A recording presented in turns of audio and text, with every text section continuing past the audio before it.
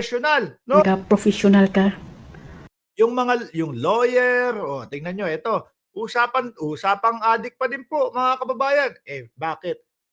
Hanggang dyan lang naman ho ang kakayanan nila, mga kababayan, mga boss, chief, amo, sir.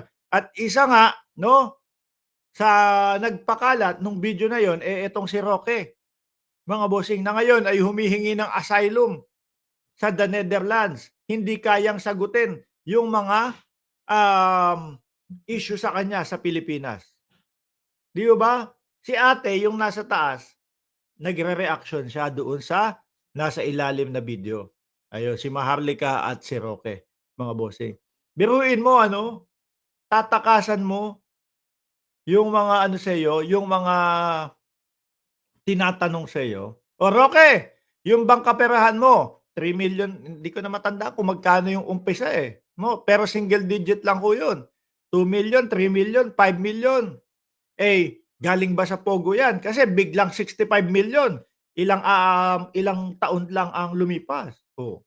Ay, hindi po. Yan po ay galing doon sa mga kung saan-saan, napagbentahan po namin, etc., etc. At meron po kaming dokumento niyan. Yun po ang sabi ni Roque, mga kababayan.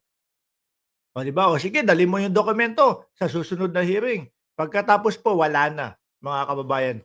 Nagtago na po si Roque kung saan-saan na pong bansa. O yun ang ipinagmamalaki ninyo sa inyong mga subscriber, sa inyong mga followers, sa inyong tagahanga. Ay pangit yun. Ano? Kaduwagan yun.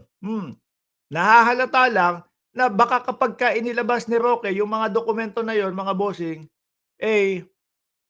baka maano sila, baka merong makita na irregularidad. Di ba? Ganyan ho kasi ang estilo nila, mga kababayan Yung gusto nila na makaligtas, makawala doon sa kanilang mga issue nang hindi sinasagot, no? Na ang ipinagmamalaki nila, eto, meron na akong asylum sa the Netherlands, hindi ko na kailangan umuwi agad dyan sa Pilipinas. Di ho ba? Ngayon naman, yung kay dating Pangulong Duterte, ay nako, mali ang pagkaka-aresto, ganito, ganyan.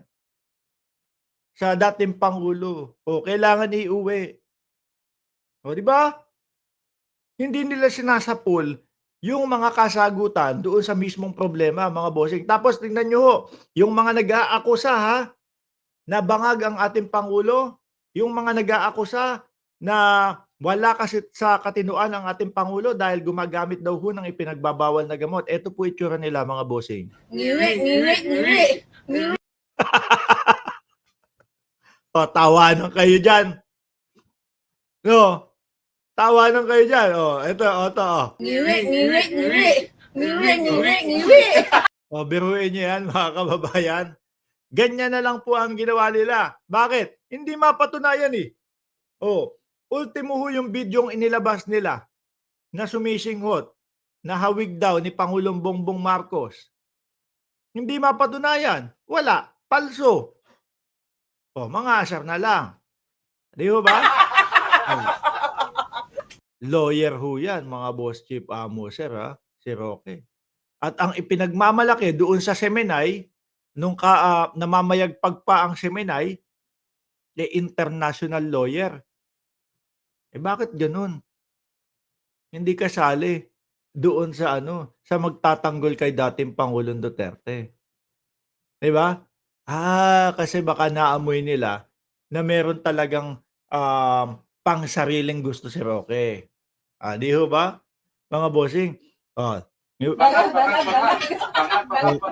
Biruin mo yan. Ngayon medyo nakakangiti na. Bakit to? Kasi kumakapit si Roque, mga kababayan, doon sa hindi siya pwedeng umuwi o hindi siya mapapauwi dahil gumagana yung aplikasyon niya sa paghingi ng asylum sa the Netherlands. Pero, mga bossing, ang nakikita ko dyan talaga, hindi uubra.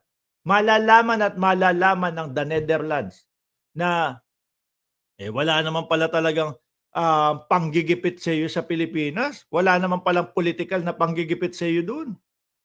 Di ba?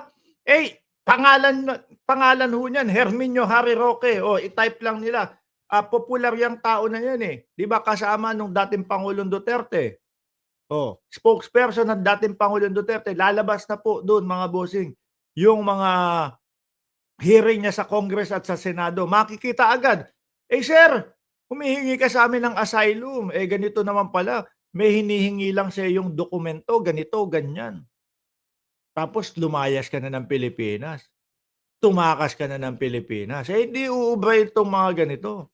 Tsaka yung, palabas niya na kaya daw siya ginigipit ng gobyerno ng Pilipinas o ni Pangulong Bongbong Marcos kasi meron daw siyang inano, meron daw siyang inexpose na adik ang presidente. Eh, 'pag pinakita nila 'pag nakita ng Netherlands yung ano, yung linabas nilang video sabi, eh, maski ako hindi maniniwala diyan sa mga sinasabi mo, eh. Masasabihan na naman po si Roque ng kabaklaan, kabalbalan, sorry. 'No, kasi nasabihan na po 'yan isang beses ni ano, eh, Jaime Santiago, NBI director. Dahil po yung nananawagan siya na mag-EDSA-EDSA daw po. "Oh, naku bayang Pilipinas mag-EDSA na po tayo." Tapos siya wala naman dun sa Pilipinas. Pinag-aalsa niya yung sambayan ng Pilipino. Sabi ni Director Jimmy Santiago, anong anong kabalbalan niyan, Roque?" Hmm, unang kabalbalan, nila yung kanilang mga supporter na lumabas at pumunta sa EDSA o kung saan man, eh, wala nang nakikinig ho sa kanila. Simula po nung naggaganito sila na puro bintang na lang po sa pangulo, wala na. 'Di ho, sabi ni Bombi Deldacan, kaya ayaw ni Digong i-renew ang franchise ng ABS-CBN kasi may Semenay sila ngayon, naka-ban na, eh, wala na. Semenay, may napapansin ako parang may kasunod yung Semenay, 'no? Parang may isang channel na nag-aala Semenay na din po o kayo na lang ang kayo na lang po ang magkomento kung sino yung sa tingin ninyo na sinasabi ko na parang galawang Semenay na din ho, mga kababayan. Oo, galawang Semenay na din po, kayo na ang mag-comment diyan. Ano, diyaan sa comment section. Sabihin niyo sa'kin kung sino yung naiisip ninyo. Anyway, tanggalin ko na 'to, 'no? 'Yan yung mga lawyer, 'yan yung mga nag-aakusa kay Pangulong Bongbong Marcos na adik. Tapos mga galawan nila, eh, mukhang adik pa ho, mga kababayan. Alisin ko na 'to, 'no?